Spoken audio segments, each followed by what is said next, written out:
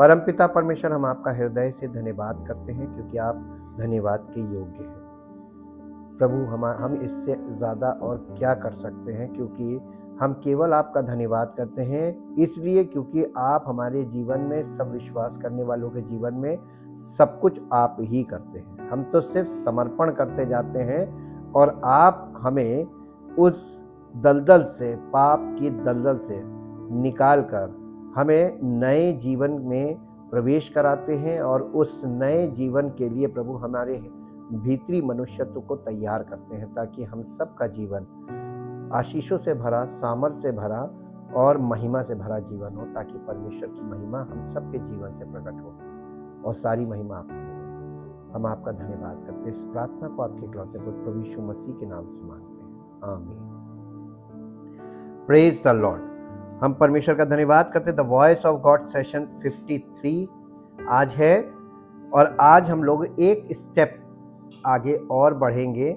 जैसा कि अभी तक आप लगातार एक बात सुन रहे हैं, पाप पाप पाप पाप, लेकिन पाप के साथ एक चीज और, हम लोग पाप में तो हैं ही हैं, पापी स्वभाव है और हम पाप की अवस्था में हैं, लेकिन इसके साथ साथ एक दूसरी बड़ी भयानक चीज है जो वहीं पतन के समय से, आदम और हवा के पतन के समय से चली आ रही है। अब हम थोड़ा सा ध्यान उसकी ओर ले जाना मांगते हैं कि हमें यह भी देखना है कि केवल पाप ही समस्या नहीं है, पाप के साथ श्राप भी है।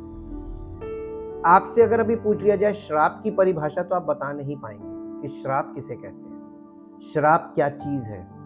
लेकिन श्राप लोगों के जीवन को जकड़े हुए, because of sin and because of the nature of sin हम श्राप में चले जाते हैं। और श्राप किस कारण से हम श्रापित हो जाते हैं और फिर उस श्राप से आप कैसे मुक्त होंगे। पाप तो बहुत बड़ी चीज है, उसके बाद उससे भी बड़ी चीज है श्राप। और ये श्राप कैसे लोगों के जीवन में, आप ऑब्जर्वेशन से देखिए लोगों की जिंदगी कैसे फंसी हुई है। अच्छे से अच्छे लोग, पैसे की कोई कमी नहीं, हाईली एजुकेटेड, सब कुछ, लेकिन वो ऐसा श्राप है कि वो जो कुछ भी कर रहे हो उसमें सब मिट्टी हो जा रहा है। किसी चीज में हाथ लगा रहे हो सब बेकार हो जा रहा है। यहां तक कि बहुत से घर ऐसे हैं, बिल्डिंग्स जो श्रापित हो गई हैं, बड़ी बड़ी हवेलियां श्रापित हैं। तो श्राप को भी हमें पैरेलल समझना है, क्योंकि यीशु मसीह के बलिदान से पाप और श्राप दोनों चीज कटता है और कोई विकल्प संसार के पास है नहीं। परमेश्वर ने विकल्प छोड़ा ही नहीं। मनुष्य के किए से अगर सब कुछ हो गया होता तो यीशु मसीह का आना व्यर्थ।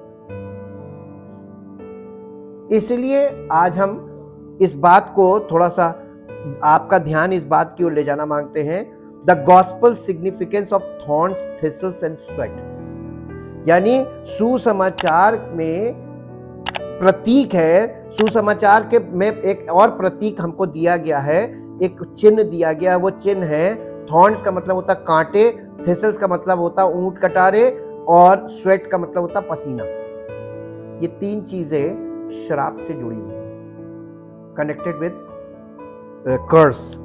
और इन तीन चीजों को और इस बात को समझने के लिए कि ये क्या है, कर्स क्या है, इसके लिए हम चाहते हैं आज इंट्रोडक्शन आपके सामने रखें कि ये बाइबल इन सब चीजों से भरी हुई है और ये आपको एकदम से कहीं भी एकदम सीरियल में कुछ नहीं है।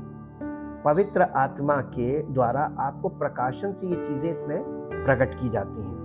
When Adam first disobeyed his creator, आदम ने जब पहली बार अपने सृष्टिकर्ता की आज्ञा का उल्लंघन किया, disastrous events for humanity were set in motion, और सारी मानवता के लिए वहीं पर भयानक परिणाम शुरू हो गए जिसकी हम लोग आज शिकार हो गए।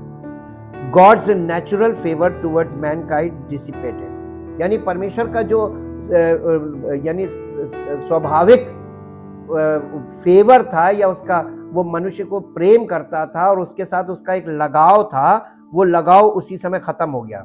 The joyous relationship God and his image bearer shared was fractured, यानी परमेश्वर के साथ मनुष्य जो परमेश्वर का प्रगटीकरण जिसके द्वारा होते हैं, यानी परमेश्वर के स्वरूप और समानता को प्रकट करने वाला, परमेश्वर की महिमा का क्या बोलेंगे, बैरर को क्या बोलेंगे, महिमा को दर्शाने वाला वो मनुष्य और परमेश्वर के बीच रिश्ता टूट गया था, फ्रैक्चर्ड, यानी उसी समय टूट गया। हाँ, the command to be fruitful and multiply stung, और जो उसे आशीषित होने का आशीर्वाद मिला था परमेश्वर से, वो आशीर्वाद वहीं पे खत्म हो गया। रिश्ता खत्म, आशीर्वाद खत्म। हाँ, और वो अब ना मल्टीप्लाई करेगा ना फ्रूटफुल होगा। With the knowledge that all future generations would be cursed with the deathly inheritance of God's wrath, और वहां से परमेश्वर के विनाशकारी कोप का मनुष्य के ऊपर शुरू हो गया था काम। परमेश्वर इतना घिसिया गया था, गुस्सा हो गया था, और इसी में परमेश्वर ने वहां पे मनुष्य के ऊपर श्राप आ गए थे। आशीष से कट जाना, श्रापित हो जाना, और मनुष्य श्रापित हो गया। अब जो आदम के बाद जो उनकी संतानें निकली, वो सब क्या है? श्रापित। हम कहां से आए? आदम की संतान है। और किसी ना किसी रूप में ये श्राप हमारे जीवन में कैसे काम करता है। मेरे जीवन में श्राप था। अस्थमा बीमारी तो है, लेकिन श्रापित बीमारी, क्योंकि डीएनए से आ रही है, और मेरे जीवन में आके वो कटी है।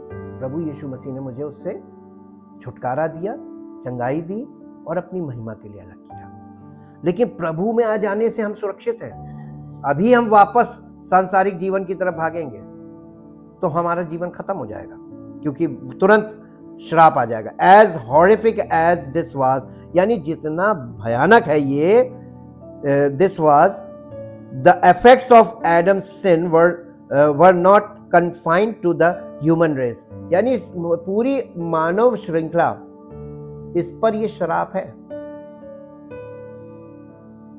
Every plant, every animal and every square inch of the universe was also previously affected, और पहले से ये सृष्टि और पेड़ पौधे और जानवर, हर चीज जो इस पृथ्वी पर है, ये सब श्रापित हो गई। The home that had been created to perfectly serve and satisfy humans was transformed into a world of danger, और ये पृथ्वी और ये सृष्टि परमेश्वर ने मनुष्य को दी थी रहने के लिए, ये अब क्या हो गई? ये एक खतरनाक स्थान बन गई, ये प्लेस ऑफ डेंजर हो गई। Transformed into the world of danger, यानी खतरे का संसार बन गई। फ्रस्ट्रेशन, यानी लोगों के अंदर खिसियाट, झंझलाहट, ये सब भर गई। Serve and satisfy humans, frustrations and pain, यानी खिसियाट, झुंझलाहट और दर्द, ये मनुष्य के जीवन का हिस्सा बन गया। Christians call this event the fall, और मसीही लोग इसी इवेंट को कहते हैं पतन। ये फॉल कहलाता है। And its result on humans and the world the curse, और इसका जो इफेक्ट है, इसका परिणाम जो है मनुष्य और संसार पर, उसी को कहते हैं श्राप। God describes aspects of this curse in Genesis chapter 3 verse 17 to 19, यानी परमेश्वर के वचन में उत्पत्ति की पुस्तक 3 अध्याय 17 और से 19 तक में परमेश्वर इसका वर्णन कर रहा है। जी, आदम से परमेश्वर ने कहा, तूने, देखिए सर्प को उसने बोला था कि अब से तू पेट के बल चौपाया था, उसके पैर झड़ गए थे वहीं, अब से तू पेट के बल रेंगा करेगा और मिट्टी चाटेगा, और स्त्री का वंश तेरे सर को कुचलेगा और तू उसकी एड़ी को डसेगा। ये यानी ये न्याय किया था शैतान को। फिर स्त्री से कहा था, तूने आज्ञा उल्लंघन की है तो तेरा यह है कि तेरा पति तुझ पर प्रभुता करेगा, और तू संतान उत्पन्न करके, तेरी संतान उत्पन्न करने की पीड़ा को मैं बहुत बढ़ाऊंगा।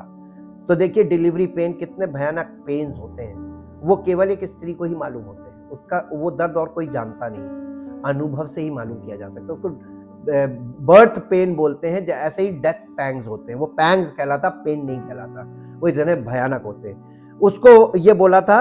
और उसके बाद परमेश्वर ने आदम से क्या कहा था? जी, तूने जो अपनी पत्नी की बात सुनी और जिस वृक्ष के फल के विषय में मैंने तुझे आज्ञा दी थी कि तू उसे ना खाना, उसको तूने खाया है, इसलिए परमेश्वर ने आदम को श्राप नहीं दिया, भूमि को श्राप दे दिया। और भूमि को श्राप देने से क्या हुआ? आदम का निवास स्थान क्या था? भूमि। तो परमेश्वर ने उसके निवास स्थान को श्रापित कर दिया। जी, भूमि तेरे कारण श्रापित है, तू भूमि की उपज जीवन भर कैसे खाएगा? आप देखिए, रोटी कमाने में लाले पड़ जाते हैं, दुख के साथ आप रोटी लाते हैं, है ना? दुख के साथ खाया करेगा। और भूमि तेरे लिए, परमेश्वर की सृष्टि में कांटे और ऊंट कटारे नहीं थे। ये कांटे ऊंट कटारे जो अपने आप जमीन से उगते हैं, ये कहां से आ गए? भूमि श्रापित हुई, इसीलिए भूमि के अंदर से अपने आप उसकी एक जंगली उपज होने लगी, जिसको कांटे और ऊंट कटारे बोलते हैं। जी, और तू खेत की उपज खाएगा और अपने माथे के पसीने की रोटी खाया करेगा। अंत में जिस मिट्टी से तू बनाया उसी में तू मिल जाएगा। और क्योंकि तू उसी में से निकाला गया है। तू मिट्टी तो है और मिट्टी ही में फिर मिल जाएगा। ये फिजिकल डेथ आई है। ये श्राप तुमको मिट्टी में मिला देंगे। परमेश्वर कह ये रहा था, हिब्रू लैंग्वेज में जब पढ़ेंगे तो ये जो अभी पढ़ा गया है ना, इसको आप हिंदी में पढ़ रहे हैं इसलिए आप हल्के में ले रहे हैं, लेकिन जिस दिन आप इसको हिब्रू में समझ जाएंगे तो आपको ये समझ में आ जाएगा परमेश्वर ने बहुत भयानक चीज कर दी है। लेकिन वहीं पर परमेश्वर ने शैतान को और आदम और हवा को सुसमाचार सुना दिया था। वो सुसमाचार ये था कि स्त्री का वंश शैतान के सर को कुचलेगा और शैतान जो उसकी एड़ी को डसेगा। ये बात वहीं बोल दी थी। यही है प्रोटो गॉस्पेली। परमेश्वर ने शैतान को सुसमाचार सुना दिया था अपने पुत्र के विषय में, और इन दोनों को भी बता दिया था कि उद्धारकर्ता भेजूंगा, जब तक वो नहीं आएगा तब तक नाश होगी दुनिया, और दुनिया तब से नाश होती चली जाए। आज तो बहुत भयानक स्टेज में आ गए हम लोग। अब हम आपको एक बात बताते हैं, ये कांटे और ऊंट कटारे, थॉर्न्स एंड थिसल्स। देखिए इसमें पसीना भी आया है। कांटे, ऊंट कटारे और पसीना, 3 चीजें हैं।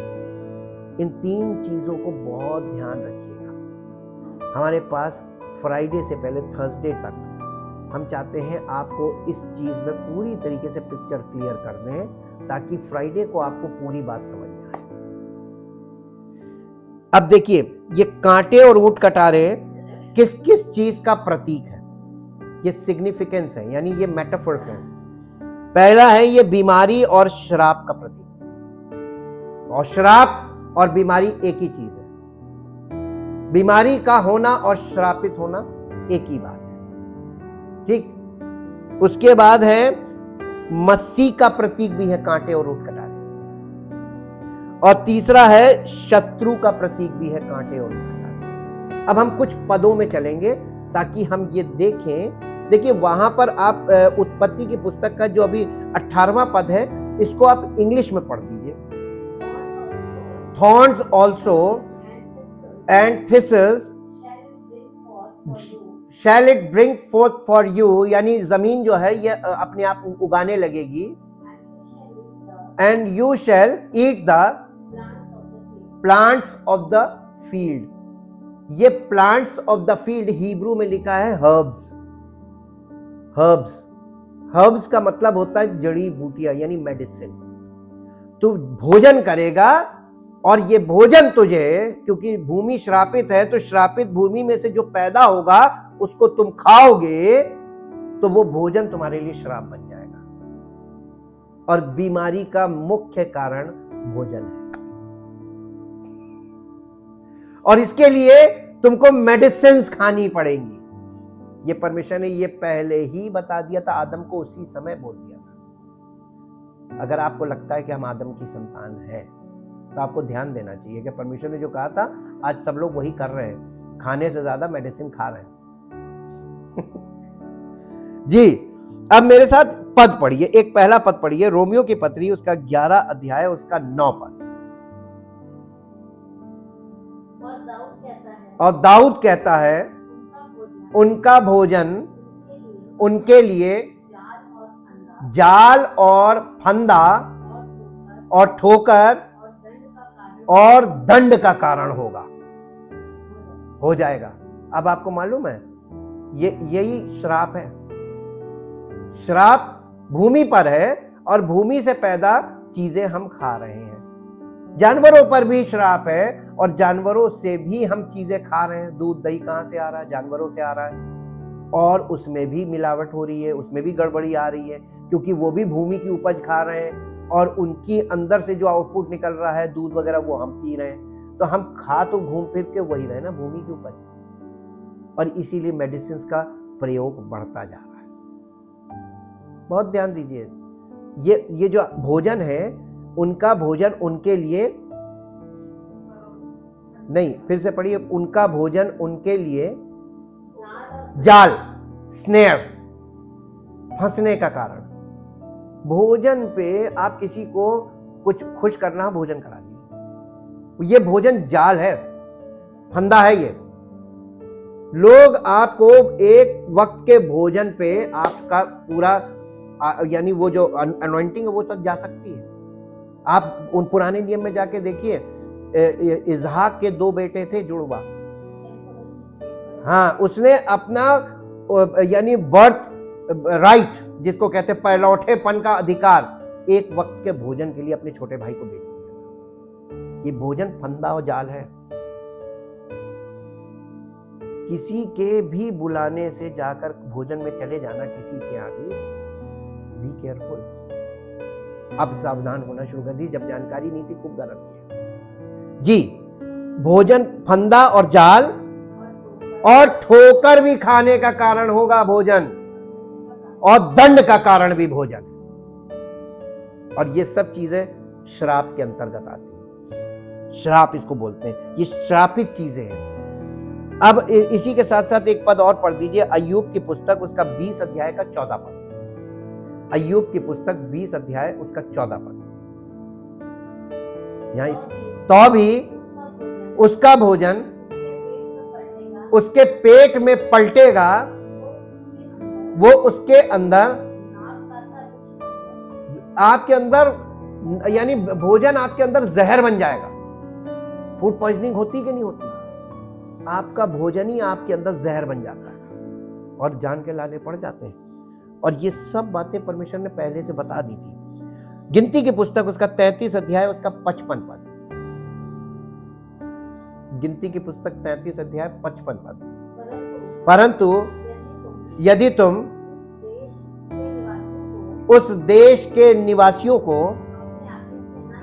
अपने आगे से ना निकालोगे तो उनमें से जिनको तुम उसमें रहने दोगे वे मानो तुम्हारी आंखों में कांटे और तुम्हारे पांजरों में कीले ठहरेंगे,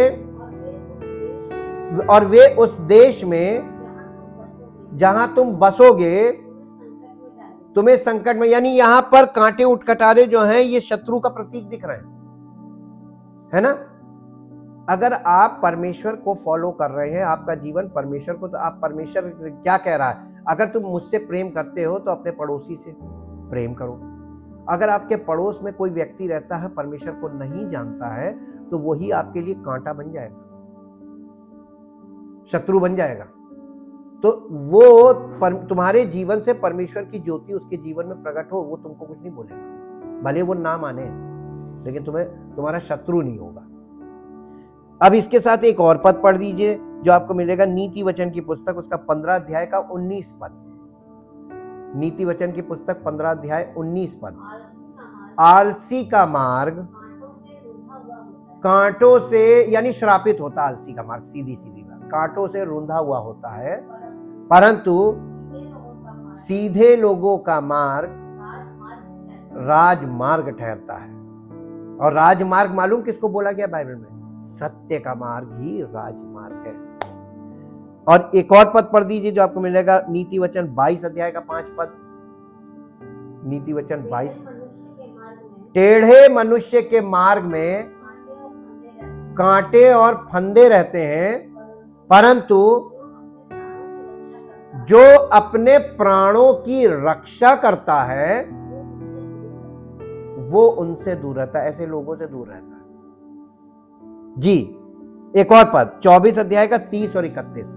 नीति वचन 24 अध्याय का 30-31। मैं आलसी के खेत के पास से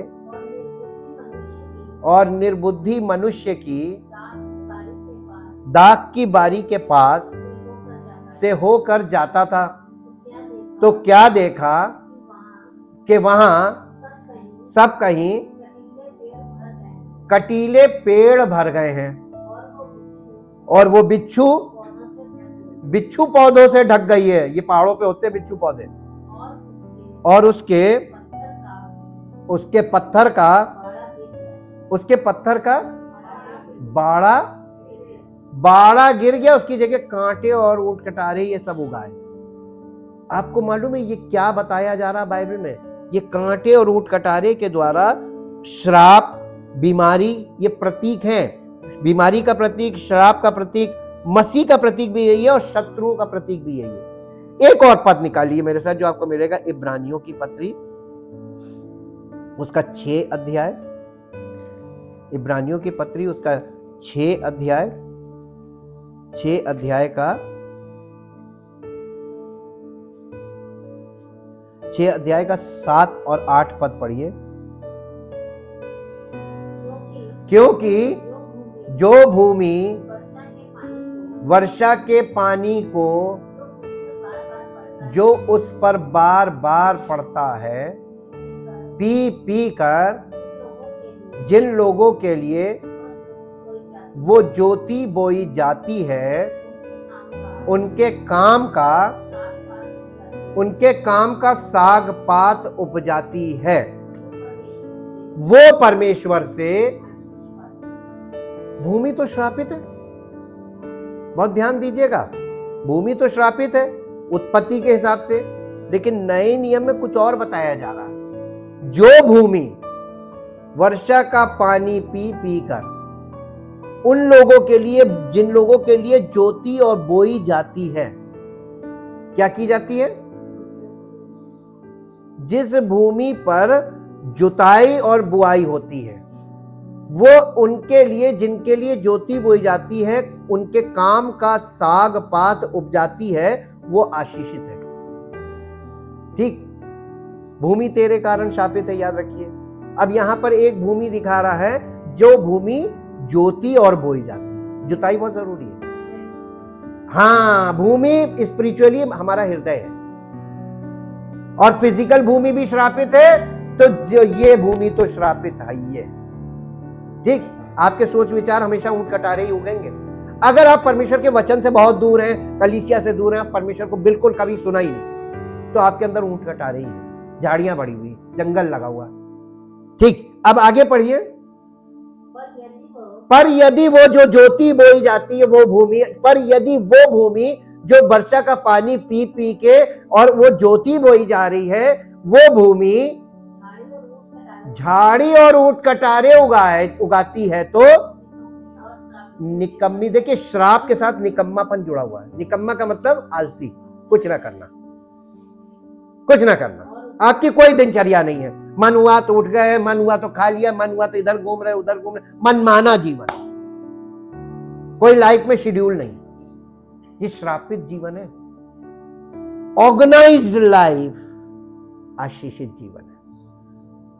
एक ही चीज में कई चीजें खुल जाती हैं। ये श्रापित भूमि, हमारा हृदय, हमारी सोच, हमारी कल्पना श्रापित भी हो सकती है और आशीषित भी हो सकती है। कंडीशन दी गई है, कल्टीवेशन होना है। मेरे साथ जल्दी से एक पद और निकालिए जो आपको मिलेगा, मत्ती रचित सुसमाचार 13 अध्याय का 22 पद। मत्ती रचित सुसमाचार 13 अध्याय का 22 पद जी। मत्ती 13:22।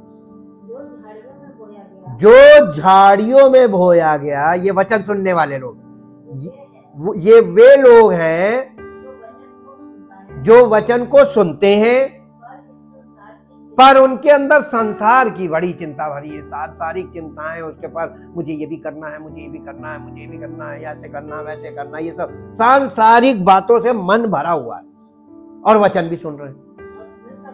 और धन का धोखा, संसार की चिंता और धन का धोखा, ये झाड़ी और कटारे हैं स्पिरिचुअली। ये क्या करता है? वचन को दबाता है। और ऐसा मनुष्य वचन सुनता तो है लेकिन कभी फलवंत नहीं होता, क्योंकि उसके अंदर क्या भरा हुआ है? झाड़ी और कटारे। पहले क्या करना था? भूमि में अगर आपको खेती करनी तो सबसे पहले क्या करना है? तो इसके लिए क्या करते हैं? जोतते बोते हैं। तो पहले जोता जाता ना कि बोया जाता है? तो जोतो बो बोल किया जाता है कि बो फिर जोतो। अपने यही तो हो रहा है। स्पिरिचुअली लोग क्या कर रहे हैं? झाड़ी में बीज बो रहे। अब कलीसिया में कोई आया, उसके मन में झाड़ियां हैं, तो जुताई से हल क्या होता है? नहीं, पश्चाताप को दिखाता है। यही तो कोई नहीं करना मांगता है। पहले तो पूरा अंदर से पुराना निकालो, इतने साल का जो तुम्हारे पास भरा हुआ वो सब निकाल के फेंक दो, तब वचन जाएगा। भूमि जब जोत लोगे उसके बाद भी। अब जल्दी से मेरे साथ निकालिए यिर्मयाह नबी की पुस्तक 4 अध्याय। यिर्मयाह नबी की पुस्तक 4 अध्याय, 4 अध्याय का पहले पद से पढ़िए। ऊपर हेडिंग होगी है? आह्वान का मतलब क्या होता है? पश्चाताप के लिए लोगों को प्रेरित करना, पश्चाताप के लिए लोगों को तैयार करना, आह्वान, तैयार करना। ठीक, पश्चाताप का आह्वान, लोगों को पश्चाताप करने के लिए तैयार करो। यह मैसेज होना चाहिए वचन का जी।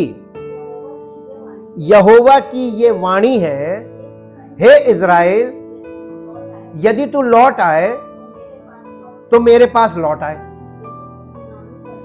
यदि तू घिनौनी वस्तुओं को मेरे सामने से दूर करे तो तुझे आवारा फिरना ना पड़ेगा।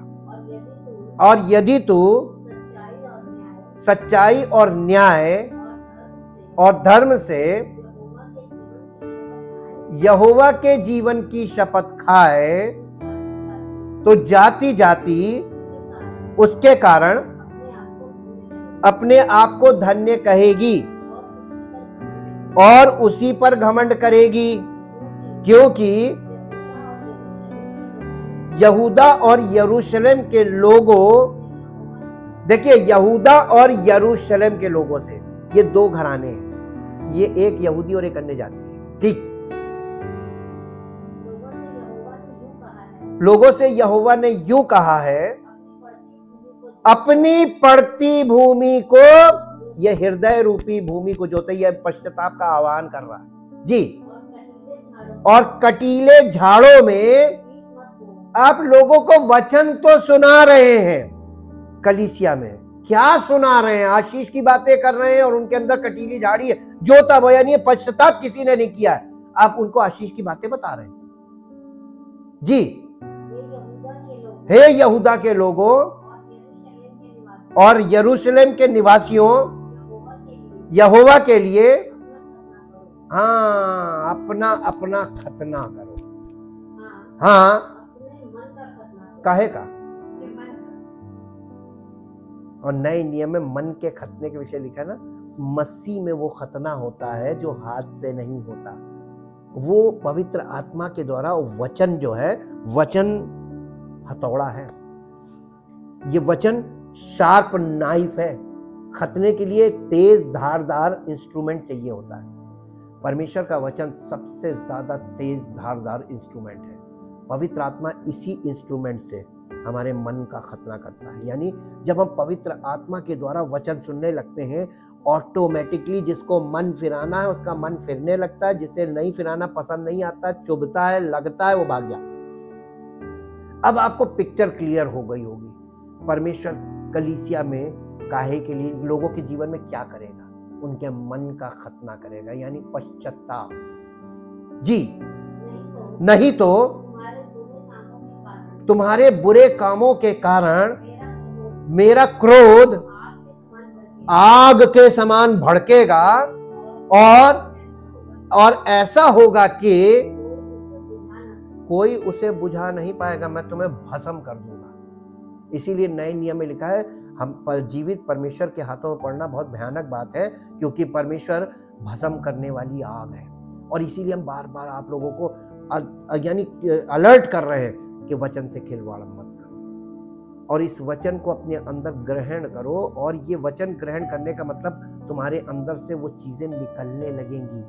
परमेश्वर को पता चल जाएगा, मुझे पता चल जाएगा, आपके व्यवहार से, आपकी बोली से पता चल जाएगा। जब तक आप संसार की चिंता और धन का धोखा, ये दो बातें आप करते रहेंगे, इसका मतलब अभी पश्चाताप शुरू होगा। Thank you, thank you, thank you. परमपिता परमेश्वर, हम आपका हृदय से धन्यवाद करते हैं। आपके वचन के द्वारा जो सत्य हमें प्राप्त होता है, हम पवित्र आत्मा के लिए भी धन्यवाद करते हैं, पवित्र आत्मा के लिए और पवित्र वचनों के लिए। प्रभु, अगर आप हमको ये सब चीजें ना बताएं, वचन के द्वारा ये चीजें हम पर प्रकट ना की जाए, तो हमें कभी भी ये वाली चीजें समझ में नहीं आएगी। हम धन्यवाद करते हैं प्रभु, आप जीवन के हर क्षेत्र से हमको एकदम सच्चाई की ओर देखना सिखाते हैं। आप हमको ऐसी ज्योति देते हैं और ऐसा नजरिया देते हैं कि हम संसार में सब कुछ स्पष्ट देख सकते हैं, किस प्रकार लोग पाप और श्राप से नष्ट हो रहे हैं। लोगों को सुसमाचार सुनाया तो जा रहा है, लेकिन लोगों को सुसमाचार समझ में नहीं आ रहा है। कोई व्यक्ति मन फिराने को तैयार नहीं हो रहा है। लेकिन जितने लोग, इसी के साथ साथ जितने लोग मन फिराते जा रहे हैं, उन्हें परमेश्वर अपनी कलीसिया में रखकर उनके जीवन में अद्भुत कार्य कर रहा है और उन्हें नई सृष्टि बना रहा है। प्रभु, दोनों कार्य चल रहे हैं। जैसे नूह के दिनों में हो रहा था कि नूह के परिवार को आप बचा रहे थे और बाकी लोग जो उस जहाज से बाहर थे और उस परिवार से अलग थे, वो लोग नष्ट हो रहे थे, लेकिन नूह के परिवार को आप बचा रहे थे और जितने नूह के परिवार के साथ जानवर थे वो सब बच रहे थे। इसी प्रकार प्रभु आज हो रहा है। हम आपका धन्यवाद करते चाहते प्रभु, हम सब का जीवन आपके द्वारा ज्योतिर्मय हो और आपकी महिमा का कारण हो। धन्यवाद के साथ इस प्रार्थना को आपके इकलौते पुत्र प्रभु यीशु मसीह के नाम से मांगते हैं, आमीन। Praise the Lord. परमेश्वर आपको आशीष